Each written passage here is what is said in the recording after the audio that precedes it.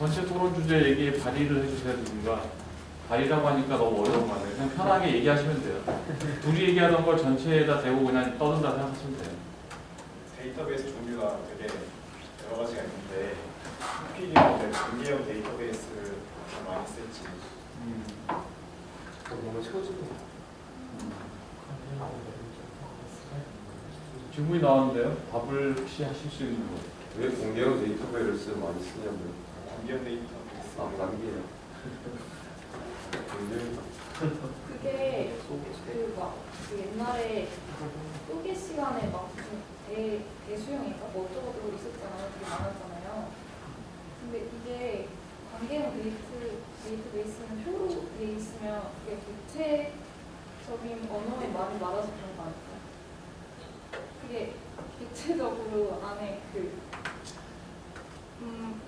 일단 그 속성들이 다 변수 안에 있는 멤버 변수라고 놓고 생각하면은 객체 하나하나당 관리하기 쉬워지는 거 아닐까요? 근데 제가 자바는 객체형 언어고 얘는 관계형 데이터베이스는 관계형 데이터베이스인데 오히려 뭔가 안 맞는다고 했나? 우리가 생각하는 방식대로 객체와 관계가 데이터베이스의 관계가 일치하지 않을 때가 오히려 더 많았어요. 그래서 오히려 객체 지향 언어를 쓸 때는 약간 불편하게도 느껴지기도 하는데 그럼에도 불구하고 쓰는 느낌을 받았거든요. 근데 확실히 실제로 써봤을 때는 불편했어요. 어떤 거? 제가 그냥 단순히 생각하기로는 그 객체 클래스 하나당 테이블 하나 만들면 되지 않나? 이런 생각을 하거든요. 객체 안에 객체가 있는 경우도 제이슨처럼 이중선중 분석돼 있을 수도 있는데 공개형은 강경이면 가장 객체 안에 객체가 있으면 그 컬럼으로 표시하는 게 주소를 그러면 이어질 수 있잖아요. 제가 막 잘하는 건 아니라서 왜 불편함을 느꼈는지 잘 설명을 못하겠는데 실제로 생각보다 객체들이 많이 있을 경우 우리가 원래 객체 오롯이 혼자 있고 아무런 관계를 안 맺어도 사실 상관없는 경우도 있거든요. 근데 데이터베이스에서는 어떤 식으로든 테이블끼리 관계가 되어야 서로 참조를 할 수가 있게 돼요, 나중에. 그런 경우는 사실 이 객체랑 객체 둘은 의미적으로 완전 독립돼서 상관이 없는데 서로 참조가 가능하기 위해서 뭔가 하나의 키를 공유해야 된다거나 그런 경우도 있었거든요. 그래서 객체를 잘 나타낼 수 있어서 쓰는 거는 100% 그것 때문은 아닌 것 같아요.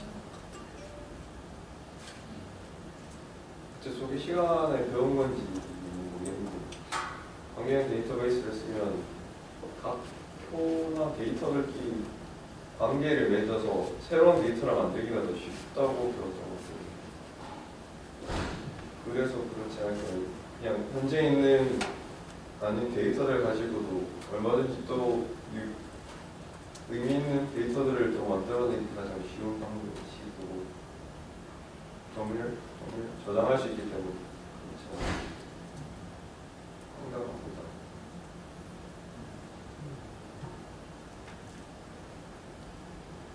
검색해봤을 때는 제일 무결성을 제일 최고로 확보할 수 있대요. 관계형 데이터베이스가. 그렇지만 왜 그런지는 이해를 못했거든요. 관계형 데이터베이스를 왜 많이 쓰는지 사실 여러분이 나중에 좀 더 배우셔야 되는 주제인 것 같긴 해요. 지금 약간 추측하면서 토론이 된 것 같은데 소프트웨어 개론 때 얘기한 것 중에 하나는 관계형 데이터베이스와 관련된 이론이 잘 정립되어져 있다라고 제가 얘기한 것 같거든요. 기억이 나시나 모르겠는데 논문으로 발표되어 있고 이론이 잘 정립됐어요. 관계형 대수학에 대한 이론이 잘 정립되어 있거든요. 그래서 그 이론에 기반으로 해서 소프트웨어가 개발이 돼 있어서 굉장히 탄탄하고 안정적인 DBMS를 개발할 수 있었어요. 이론이 잘 정리되어 있으면 거기에 안정적인 소프트를 만들 수 있고요. 이론이 튼튼하면 그 위에 많은 변형들 확장을 할 수 있거든요. 그래서 관계형 데이터베이스에 기반한 DBMS들, 데이터베이스 관리 시스템 소프트웨어들이 발전을 굉장히 많이 한 거예요. 그게 아닌 조금 아까 얘기했던 객체형이라고 불렀던 객체형 프로그래밍 언어하고 관계형 데이터베이스하고 직접적인 관계는 없어요. 그러니까 그걸 가져다 쓰려면 번안이 있거나 뭔가 조치가 좀 필요해요. 직접 연결되진 않아요. 그래서 이 객체지향 프로그래밍 개념이 등장한 뒤로 데이터베이스 분야에도 객체형 데이터베이스 관리 시스템을 만들어 보자 이런 시도가 있었고 실제로 많이 나왔고 그게 나왔을 당시에는 굉장히 붐이었죠. 다 바뀌는 줄 알았어요, 사실은. 근데 사실은 현재 결론은 객체형 DBMS도 다 바뀌지 않고요. 관계형 데이터베이스 시스템에 그냥 수용당했어요. 현재 제일 많이 쓰는 건 관계형 데이터베이스 여전히. 이론이 안정적인 것이 승리한 거죠. 그래서 그게 관계형이라는 게 객체형으로 수용 못하는 게 아니기 때문에 수용할 수 있기 때문에 다 거기에 수용이 돼서 관계형을 쓰던가 가끔은 관계 객체형 또는 객체 관계형이라는 DBMS를 쓰기도 해요. 객체적인 개념을 넣으면 네. 어떻게 돼요? 뭐 표에다가 뭘 객체적인 개념을 넣으면 아까 대표적인 특징 중에 하나가 여러분 주원장이 얘기했나? 한 객체 안에 또 다른 객체가 들어가는 개념이 객체형 입장에서는 좀 일반적이죠. 관계형에서는 그게 안 돼요. 그러면 안 돼요. 나중에 배우실 겁니다. 이 수업의 중반 이후 정도에 왜 안 되는지. 근데 그게 객체 관계형으로 바뀌면 그런 것도 수용할 수 있는 형태가 될 수 있어요. 객체 간의 포함 관계 이런 걸 그냥 데이터 자체를 표현할 수 있는데 관계형에서는 그것은 이론적으로 안 돼요.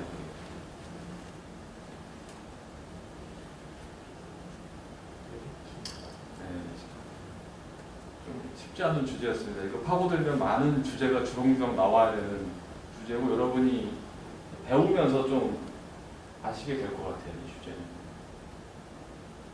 하나만 더 해보시죠. 다른 주제를. 캐릭터랑 과학 캐릭터랑 차이점 찾아주세요. 캐릭터랑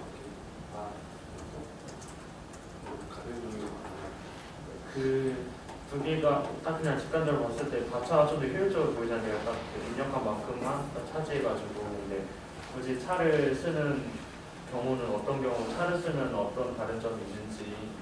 그러니까 책이나 다른 데 보면은 막 성별, 남녀 이런 거 딱 한 글자는 주민번호 완전히 딱 정해져가지고 숫자로 뒤로 가거나 앞으로 갈 수 없는 거 그런 것들을 쓰긴 하는데 딱히도 장점이 있는 건지 싶어가지고 찾아봤는데 그 딱 명확하게 와닿을 만한 답변을 못 찾아가지고 그리고 또 댓글에 다른 분들도 질문 좀 많이 올리신 것 같아가지고 찾아보니까 다 그냥 가차 쓰라고. 그쵸.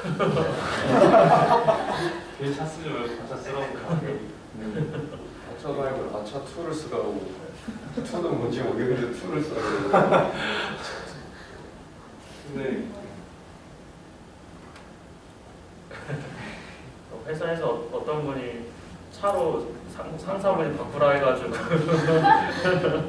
거기 좀 물어보니까 이제 커뮤니티 누가 부르는데 댓글에 그 상사분은 코골이 20년 하시냐고 가차 쓰라고 이런 유머도 있고 사전국가 트레이닝이 있더라고요. 가차에서 특정 값을 입력해놓고 그 입력한 값을 초과하는 값을 넣으면은 정보가 파편화된다고 하더라고요.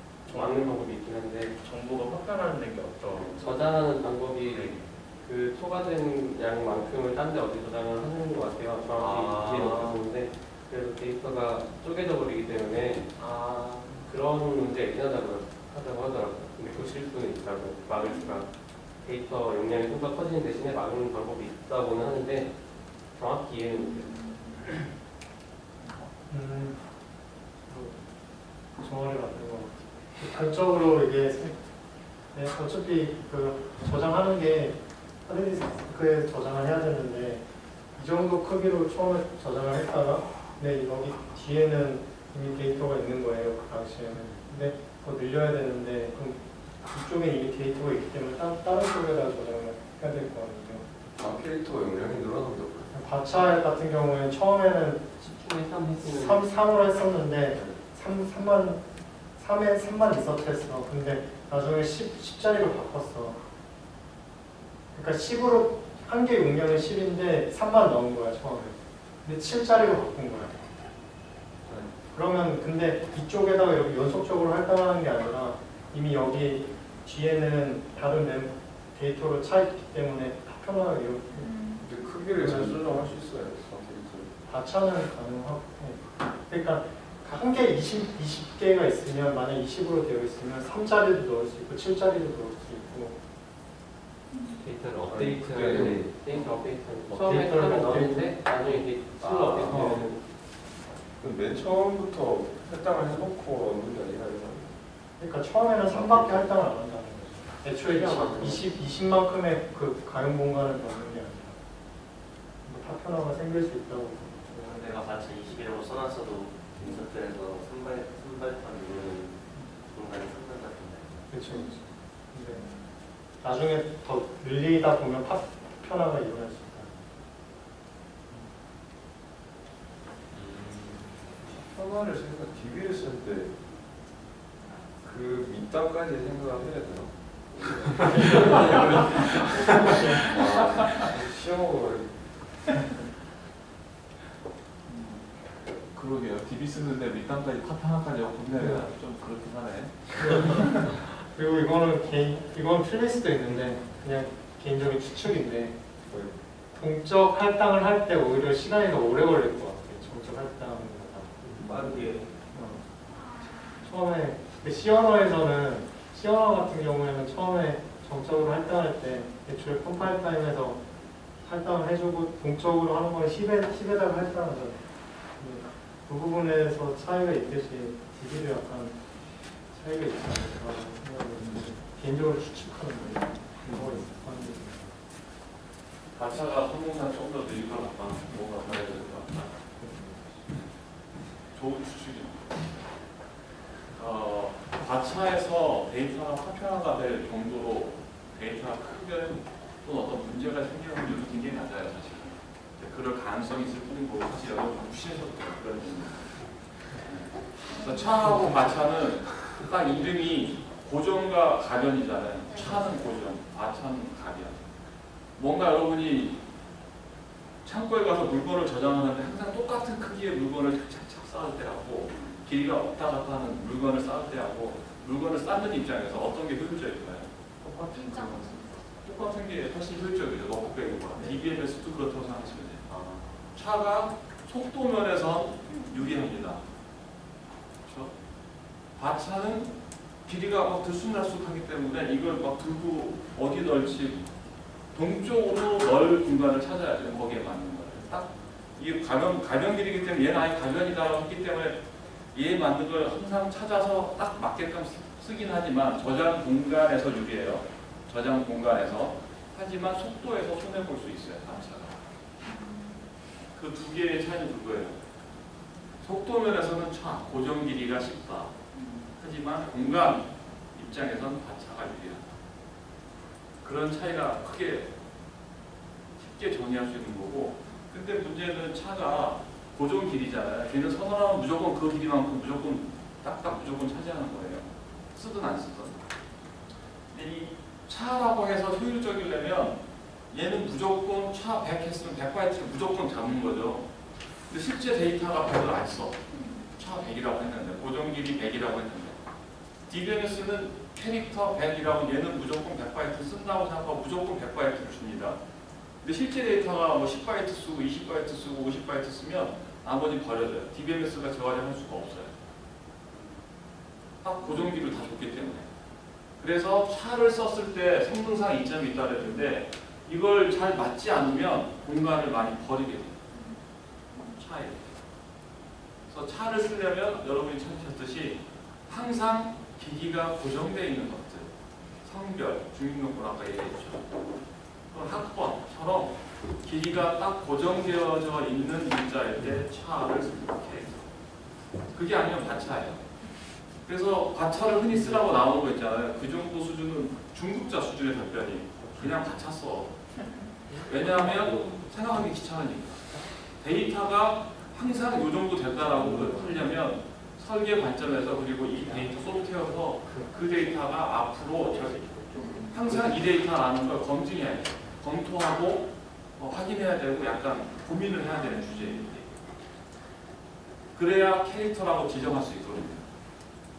그래서 중급자수 정도, 초급자에서 중급자 정도 수준이면 고민하지 마, 받쳤어. 이렇게 되는 거고요.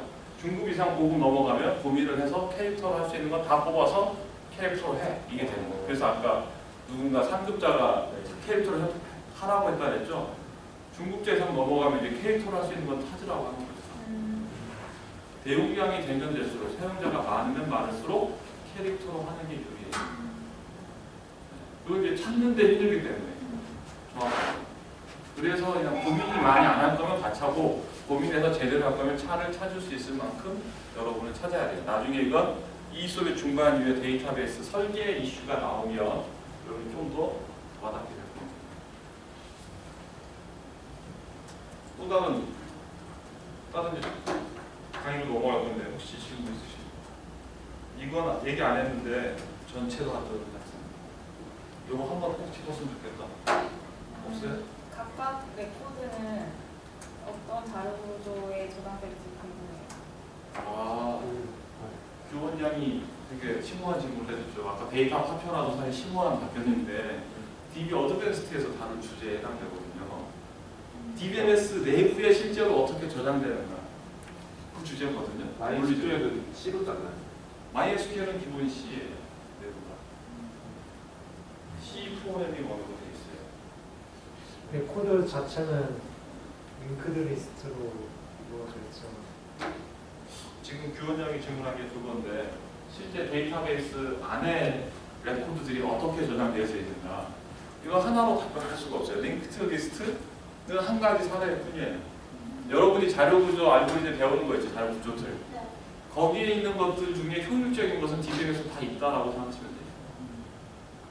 근데 얘기하다가 나오는 게 그 레코드의 그 하나하나는 왠지 키밸류 속성이랑 밸류는 키밸류로 찾을 것 같다고 했는데 그거는 어때요? DBMS 내부에 키밸류로 되어 있는 게 많이 있어요.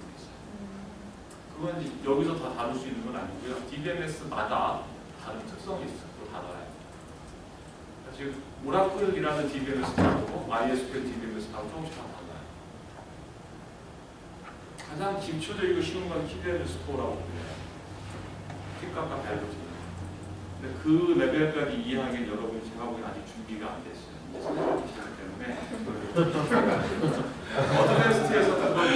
어드밴스트에서도 그걸 이제 다루기 시작하고 어려워하더라고요. 그거는 진짜 자료구조 알고리즘 다 알고 운영체제도 꽤 많이 알고 DB도 좀 알고 하는 상태에서 좀 들여다봐야 될 주제거든요.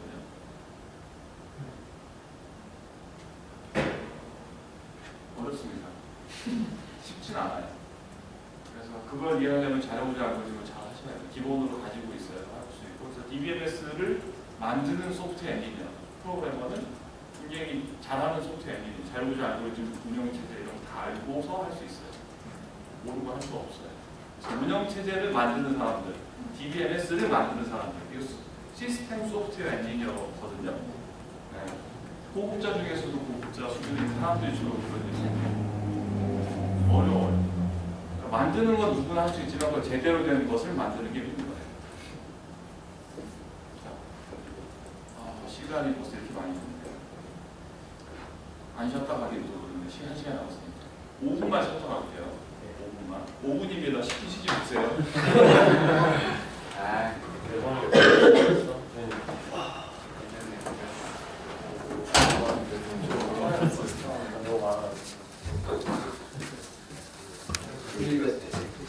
원래 듣기만 해도 너무 많아가지고 좀 줄였어. 지금 그냥 쓰고 있는 거예요. 총이 90기가 총량 저도 숫자 넣었어. 총량 형이 쓸 수 있는 총량이 적었어. 아니 내가 지금 로컬을 저장해 처음부터 넣을 수 있고. 프레임이니까 매달 10기가 계속 추가할 수 있는 아, 네. 노트가 많이 추가해서 내년에 에버노트 컨퍼런스도 관람해서 우리가 처음에 그 컨퍼런스 이런 거 할 거.